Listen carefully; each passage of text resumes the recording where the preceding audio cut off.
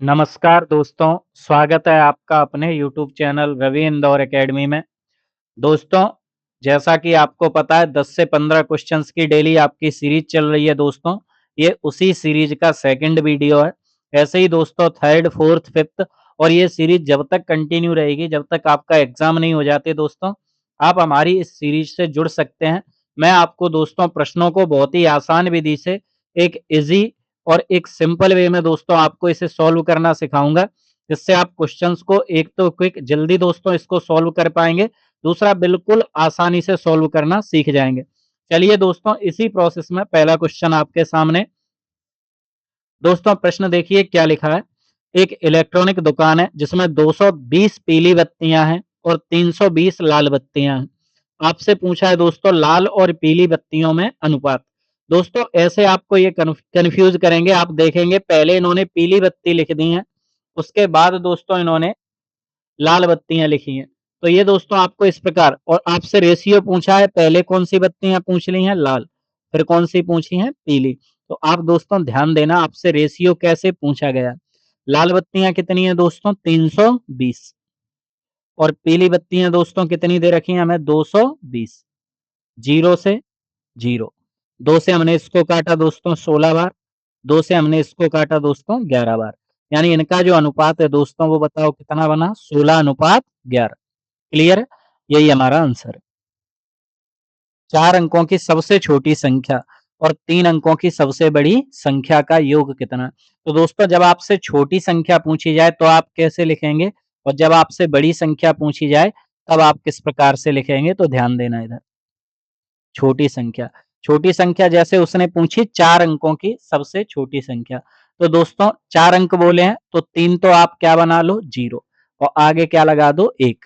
ये 4 अंकों की सबसे छोटी संख्या है। अगर बोलता 6 अंकों की सबसे छोटी संख्या, तो दोस्तों 5 तो हम क्या बना लेते, 0, आगे क्या लिख देते, 1। ये 6 अंकों की सबसे छोटी संख्या। ऐसे ही दोस्तों जब बड़ी संख्या लिखने की बोले तो ये बिल्कुल ईजी है। कैसे? उसने बोला 3 अंकों की सबसे बड़ी, 3 अंकों की सबसे बड़ी चाहिए तो 3 हम क्या दोस्तों बना देंगे, 9। इनका योग पूछा है तो ये हमारा आंसर है 1999। क्लियर है दोस्तों? उम्मीद है आपकी समझ में आया होगा। अगर मैं आपसे यहाँ पर बोलूँ 5 अंकों की सबसे छोटी संख्या, तो आप 4 तो क्या बना देंगे, 0, और आगे क्या लगा देंगे, 1। ये 5 अंकों की सबसे छोटी संख्या। अगर मैं बोलूँ आपसे दोस्तों 6 अंकों की सबसे बड़ी संख्या, तो आप दोस्तों 6 बार क्या लिख देंगे, 9। ये 6 अंकों की सबसे बड़ी संख्या है। क्लियर है? चलिए, ये प्रश्न है दोस्तों, ये सारे के सारे क्वेश्चंस दोस्तों प्रीवियस ईयर एग्जाम में पूछे हुए प्रश्न हैं। हम इजी लेवल से शुरू करेंगे दोस्तों, फिर क्वेश्चंस धीरे-धीरे मीडियम होंगे, और फिर दोस्तों ये जो लेवल है वो धीरे-धीरे टफ की ओर मूव करेगा। यानी आपको हर तरीके के प्रश्नों को मैं सॉल्व कराने का प्रयास करूंगा। आप हमारे चैनल से जुड़े रहिए। दोस्तों देखिए 5x प्लस 5, ये दोस्तों काय के इक्वल दे रखा है हमें माइनस के 20। ध्यान से समझना दोस्तों, ये प्लस का 5 है और ये देखो आप, ये काय का निशान लगा है, इक्वल का। जब दोस्तों प्लस की कोई वैल्यू है वो इक्वल के उस साइड ले जाते हैं तो दोस्तों वो काय में बदल जाती है, माइनस में। ऐसे ही अगर ये माइनस का होता तो ये काय में बदल जाता, प्लस में। तो दोस्तों 5x बराबर, माइनस माइनस की वैल्यू जुड़ती है, 20 और 5 25, आगे दोस्तों क्या लग जाएगा, माइनस। यानी x बराबर माइनस के 25 बटे में 5। 5 से दोस्तों ये कितनी बार कटेगा, 5 बार।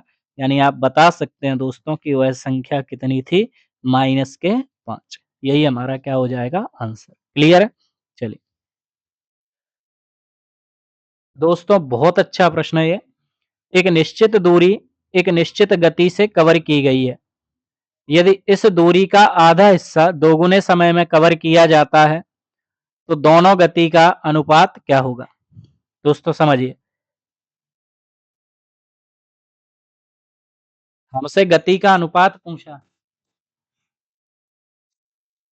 तो दोस्तों हम कैसे करेंगे, गति यानी चाल, और चाल बराबर दोस्तों क्या होता है, दूरी बटे समय। ध्यान से समझना, एक निश्चित दूरी है, निश्चित गति से कवर की गई है, यदि इस दूरी का आधा हिस्सा दोगुने समय में कवर किया जाता है। दोस्तों समझना, मैंने ये माना कि पहले दूरी कितनी थी 2 और कवर भी कितनी करनी थी दोस्तों 2, ठीक है? दूरी थी 2 और कितने समय में दोस्तों इसने कवर की 2 घंटे में। अब उसने बोला कि दूरी थी उसका आधा हिस्सा, यानी पहले 2 किलोमीटर थी तो अब कितनी रहेगी दोस्तों 1। क्लियर है? और समय कैसा लग गया दोस्तों? 2 गुने समय में, पहले 2 घंटे लग रहे थे तो अब कितने घंटे लग रहे हैं दोस्तों 4। दोनों में गति का अनुपात क्या होगा? तो चाल बराबर दोस्तों क्या होता है? दूरी बटे समय। पहले दूरी थी 2 और समय भी कितना था 2। अब दोस्तों दूरी कितनी है 1 और समय कितना है 4। तो यहाँ से आप इसको क्रॉस कर लीजिए दोस्तों। 2 से ये 2 कितनी बार कटेगा? 1 बार। तो यहाँ पर 1/1 अनुपात 1/4। क्रॉस मल्टीप्लाई कर लो दोस्तों, तो 4 एकम 4 अनुपात 1 एकम 1, यानी 4/1 दोस्तों हमारा क्या हो जाएगा? आंसर। क्लियर? अगले प्रश्न को सॉल्व करने का प्रयास करते हैं। किसी साधारण ब्याज की दर पर 3 वर्षों में कोई धनराशि 36% बढ़ जाएगी। किस साधारण ब्याज की दर पर? तो दोस्तों आप समझ लो, ये 36% बढ़ गई, यानी पहले कितनी थी 100 तो अब दोस्तों कितनी हो गई 136। ये 36% बढ़ गई है, यानी ब्याज आपको कितना मिला है 36। बस इतनी सी बात है, पहले 100 थी अब 136 हो गई है, यानी आपको जो बढ़ा हुआ ब्याज मिला है दोस्तों वो कितना मिला है 36%। क्लियर? आइए सॉल्व करते हैं दोस्तों कैसे होगा। तो आप बताइए साधारण ब्याज का फॉर्मूला क्या होता है? साधारण ब्याज बराबर होता है दोस्तों मूलधन गुणा दर गुणा समय बटे 100। क्लियर है? अब ब्याज आपको कितना मिला है 36%। मूलधन दोस्तों आपके पास कितना है? तो मूलधन दोस्तों हमने कितना मान लिया यहाँ पर? ठीक है, दर हमें कितनी है? दर हमें निकालनी है दोस्तों। समय कितना था 3 बटे में 100, ये दोस्तों 36 पी हो गया था। पी से ये पी कट जाएगा, 100 से ये 100 कट जाएगा, 3 से दोस्तों ये कितनी बार कटेगा? 12 बार। यानी जो दर थी दोस्तों वो कितने परसेंट थी पहले? 12%। क्लियर है? आप इसको ऐसे भी कर सकते हैं और आप इसको दोस्तों डायरेक्ट भी कर सकते हैं। समझना ध्यान से, जब भी आपसे बोल दिया जाए कि धनराशि 36% बढ़ गई है तो इसका दर कितनी थी? तो दोस्तों आपको कुछ नहीं करना, सीधा 36 में काय से भाग दे देना है 3 से। तो 3 से भाग दिया, कितनी बार गया? 12 बार, यानी जो दर थी दोस्तों वो कितने परसेंट थी? 12। यही हमारा आंसर है। दोस्तों ये चक्षु पब्लिकेशन की बुक है।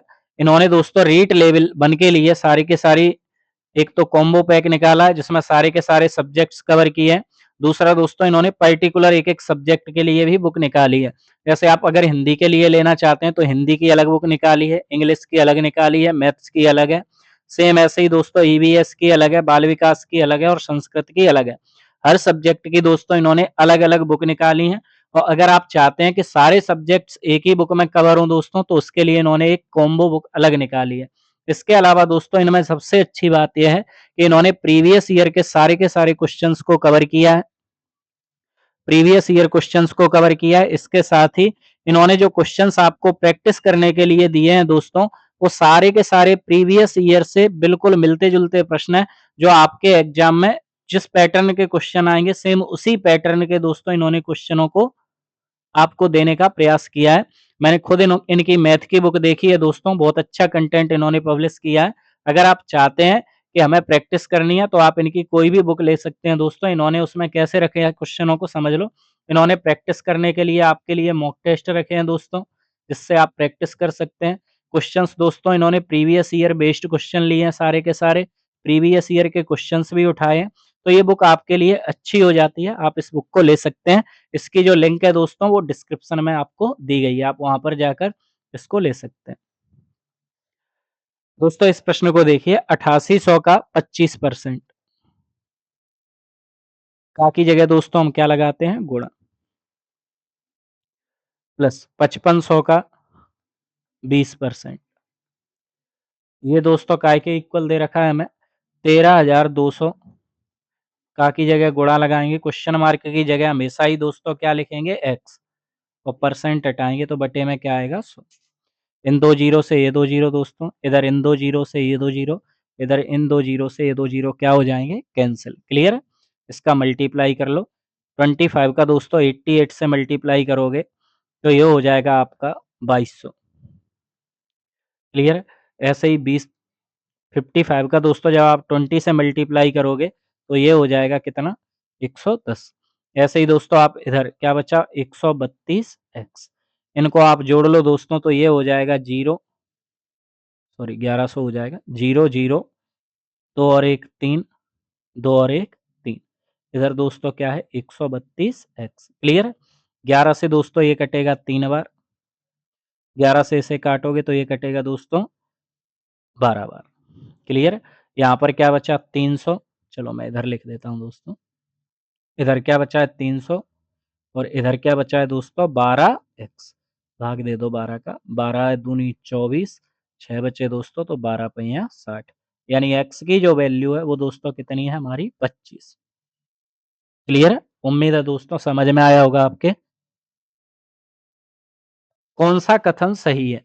एक रेखाखंड में दो अंत बिंदु होते हैं, ये सही है। एक रेखाखंड में, एक रेखाखंड का कोई अंत बिंदु नहीं होता। एक रेखा का एक अंत बिंदु होता है। एक रेखा के दो अंत बिंदु होते हैं। तो दोस्तों इस प्रश्न के मैं सारे पॉइंट आपको समझा देता हूँ। समझना दोस्तों ध्यान से। 3 पॉइंटों की मैं बात करूँगा, आपके लिए तीनों ही महत्वपूर्ण हैं। किसी से भी रिलेटेड प्रश्न आपसे पूछा जा सकता है। रेखा क्या होती है दोस्तों? तो रेखा जैसे मैंने ये खींची दोस्तों, तो ये अनंत तक जाती है। कहाँ तक जाएगी दोस्तों? अनंत तक। यानी रेखा में कोई भी अंत बिंदु नहीं होंगे। दोस्तों बात समझ में आई? रेखा कहाँ तक जाती है? अनंत तक। शुरू कहाँ से होती है? अनंत से। इसमें कोई भी अंत बिंदु नहीं होते। तो देखो जैसे रेखा का एक अंत बिंदु होता है, गलत हो गई दोस्तों बात। रेखा के दो अंत बिंदु होते हैं, गलत हो गई बात। क्योंकि रेखा का कोई भी अंत बिंदु नहीं होता। दोस्तों ये काय की बात थी? रेखा की। आप इसे नोट कर लेना। दूसरा पॉइंट समझाता हूं आपको दोस्तों। दूसरा पॉइंट है रेखाखंड। रेखाखंड क्या होता है दोस्तों? तो आप ध्यान देना, जैसे मैंने ये रेखा खींची ये, अब रेखा में मैंने यहां से लेके यहां तक, इसको मैंने 10 सेंटीमीटर या 100 सेंटीमीटर नाम दिया, इसको पॉइंट ए नाम दिया, इसको पॉइंट बी नाम दिया। तो दोस्तों रेखा में से काट कर क्या बनाया जाता है? रेखाखंड। रेखा की एक सीमित लंबाई को हम दोस्तों क्या बोलते हैं? रेखाखंड। रेखाखंड में दोस्तों कितने अंत बिंदु होते हैं? दो। एक ये, एक ये। एक जहां से शुरू, एक दोस्तों जहां पर समापन होता है, खत्म होता है। तो मैं बोलूंगा रेखाखंड में कितने बिंदु होते हैं दोस्तों? दो। तो एक रेखाखंड में दो अंत बिंदु होते हैं, ये पॉइंट बिल्कुल सही है। दोस्तों एक रेखाखंड का कोई अंत बिंदु नहीं होता, ये गलत है। रेखाखंड में दो अंत बिंदु होते हैं, एक शुरू का, एक अंत का। क्लियर है? एक दोस्तों ऐसे ही पॉइंट आता है किरण का, उसे भी नोट कर लेना। इसका आंसर दोस्तों ये है, एक रेखाखंड में दो अंत बिंदु होते हैं। एक दोस्तों ऐसा ही पॉइंट आता है काय का? किरण का। किरण में क्या होता है? एक बिंदु से शुरू होता है दोस्तों और कहां तक जाता है? ये अनंत तक। तो अगर मैं पूछूं कि किरण में कितने अंत बिंदु होते हैं, तो आप बोलोगे सर उसमें सिर्फ एक पॉइंट ऐसा होता है, उसको हम शुरू का पॉइंट भी बोल सकते हैं, अंत का पॉइंट भी बोल सकते हैं। दोस्तों एक बिंदु होता है और ये किरण कहां तक जाती है? अनंत तक। क्लियर है? तीनों पॉइंट समझ में आए होंगे दोस्तों, रेखा, रेखाखंड और किरण। नोट कर लेना आप इन्हें। प्रथम 20 प्राकृत संख्याओं का योग किसके बराबर होगा? प्रथम 20 विषम प्राकृत संख्या। दोस्तों इसका फॉर्मूला नोट कर लेना, जब भी आपसे पूछा जाए प्रथम n प्राकृत संख्याओं का योग। n का मतलब जैसे 20, 30, 40, 50 कहीं तक का भी पूछ ले, आप आसानी से बता देंगे दोस्तों। प्रथम n तक की प्राकृत संख्याओं का योग। प्रथम n तक की दोस्तों विषम, है ना, विषम की बात हो रही। प्रथम n तक की विषम प्राकृत संख्याओं का योग। तो दोस्तों इसका फॉर्मूला होता है n का स्क्वायर। यहाँ पर n किसको बताता है दोस्तों? जहां तक की संख्या आपसे पूछी गई है। जैसे यहां पर दोस्त जहां तक की संख्या दी गई है ना, जैसे यहाँ पर दोस्तों आपसे कहां तक की संख्या पूछी है बताओ मुझे? आपसे पूछी है 20 तक। तो n काय के बराबर है 20 के। और दोस्तों आपको अगर योग बताना है तो n की जगह क्या लिखोगे 20 और इसका वर्ग कर दोगे, बड़ी आसानी से आप आंसर दे दोगे कि दोस्तों सॉरी सर विषम संख्या प्राकृत संख्याओं का योग कितना हो जाएगा 400। 20 का वर्ग 400। क्लियर है दोस्तों? समझना ध्यान से, फिर से बता रहा हूं। जब भी आपसे विषम प्राकृत संख्याओं का योग पूछा जाएगा तो आप n का क्या कर दोगे दोस्तों स्क्वायर। n का मतलब होता है जितनी संख्या आपको दी गई है। जैसे यहाँ पर कहाँ तक की पूछी गई है 20 तक की, तो दोस्तों हम 20 का वर्ग कर देंगे। 20 का वर्ग कितना होगा 400। यही हमारा क्या हो जाएगा आंसर। क्लियर है? चलिए अब दोस्तों आप मेरे साथ यहाँ तक आए हैं तो मैं आपको यहीं पर नहीं छोड़ूंगा, आपको मैं 3 पॉइंट लिखाऊंगा। तीनों पॉइंट आप लिखिए, तीनों के तीनों पॉइंट आपके लिए बहुत महत्वपूर्ण है। जैसे अभी हमने लिखा था विषम प्राकृत संख्याओं का योग, विषम प्राकृत संख्याओं का योग। तो दोस्तों ये क्या था n का स्क्वायर। अब मैं आपसे बोलूं n तक की सम प्राकृत संख्याओं का योग, n तक की सम प्राकृत संख्याओं का योग। दोस्तों राइटिंग थोड़ी सी खराब है, आप मेरे साथ ही लिखते रहना। n तक की सम प्राकृत संख्याओं का योग, तो दोस्तों ये होता है n प्लस 1। क्लियर है? और n तक की अगर दोस्तों ना सम दिया है ना विषम दिया है और आपसे बोला n तक की प्राकृत संख्याओं का योग बताओ, तो दोस्तों उसका फॉर्मूला होता है n प्लस 1/2। क्लियर है? ये तीनों फॉर्मूले दोस्तों पूछे जाते हैं एग्जाम में। अगर विषम का पूछा जाए तो दोस्तों n का स्क्वायर यानी 20 का स्क्वायर कर देना। अगर आपसे सम पूछा जाए तो दोस्तों ये फॉर्मूला लगा देना 20 गुणा 20 प्लस 1, यानी यहाँ पर दोस्तों ये हो जाएगा 20 गुणा 21, यानी सम संख्याओं का योग हो जाएगा 420। क्लियर है दोस्तों? ऐसे ही प्राकृत संख्याएं पूछे बड़ी आसानी से आप आंसर कर सकते हैं। दो वृत्तों की परिधि दोस्तों 11:13 के अनुपात में है, उनके क्षेत्रफलों का अनुपात बताइए। तो दोस्तों मैं आपको बता दूं, जब भी आपको वृत्त की त्रिज्या जब भी आपको वृत्त की त्रिज्या या फिर परिधि जब भी आपको दोस्तों वृत्त की त्रिज्या या परिधि का अनुपात दिया गया हो और दोस्तों आपसे वृत्त का क्षेत्रफलों का अनुपात पूछ लिया जाए, तो आपको दोस्तों सिर्फ उनका क्या करना है वर्ग। क्या करेंगे दोस्तों? सिर्फ हम उनका क्या करेंगे वर्ग। 11 का वर्ग बताइए कितना हो जाएगा 121, और दोस्तों 13 का वर्ग कितना हो जाएगा 169। समझ में आया होगा दोस्तों? जब भी आपको वृत्त की या तो त्रिज्या का अनुपात दे दे या परिधि का अनुपात दे दे, आपसे क्षेत्रफल पूछेगा, तो दोस्तों हम उनका क्या कर देंगे वर्ग। 11 का वर्ग 121, 13 का वर्ग 169, यही दोस्तों हमारा क्या हो जाएगा आंसर। क्लियर? चलिए किसी संख्या और 63 का अनुपात 2:9 है। किसी संख्या यानी संख्या दोस्तों हमने क्या मान ली x। इससे पहले आप खुद करने का प्रयास करें दोस्तों। कोई संख्या हमने क्या मान ली x, इसका 63 के साथ जो अनुपात है दोस्तों वही अनुपात 2 का काय के साथ है 9 के। किसी संख्या और 63 का जो अनुपात है वो कितना है 2:9। तो इसको दोस्तों आप ऐसे लिख लो x/63, ये काय के बराबर है 2/9। क्लियर है? इनका दोस्तों कैंची गुणा कर लो आप। 9 का x से किया तो 9x, इधर दोस्तों 2 गुणा 63। 9 से ये कटेगा एक बार, 9 से ये कटेगा 7 बार, यानी x बराबर 7 दूनी 14। आप बता देंगे दोस्तों वह संख्या कितनी है हमारी 14। क्लियर है? चलिए ये दोस्तों आपके सामने मैं टोटल 10 प्रश्न लेकर आया था। ऐसी उम्मीद है दोस्तों कि ये सारे के सारे प्रश्न आपसे बने होंगे। एक आध प्रश्न में आपको थोड़ी-सी प्रॉब्लम हुई होगी। अगले जो प्रश्न होंगे दोस्तों 10 क्वेश्चन कल जब आपके सामने मैं लेकर आऊँगा, तो उनका लेवल इनसे थोड़ा-सा बढ़ेगा। और धीरे-धीरे दोस्तों स्तर आपका इतना अच्छा हो जाएगा, अगर आप मेरे साथ 2 महीने तक जुड़े रहे, तो आपके सामने किसी भी प्रकार का प्रश्न आ जाए, चाहे रीट लेवल 1 दें आप, चाहे दोस्तों आप एमपी टेट वर्ग 3 दें, चाहे दोस्तों आप एमपी टेट वर्ग 2 का मेंस दें, आपके सामने कोई भी प्रश्न आ जाए, आप बड़ी ही आसानी से उस क्वेश्चन को सॉल्व कर पाएंगे। चलिए दोस्तों, मिलते हैं ऐसी अगली वीडियो में, तब तक के लिए जय हिंद, जय भारत।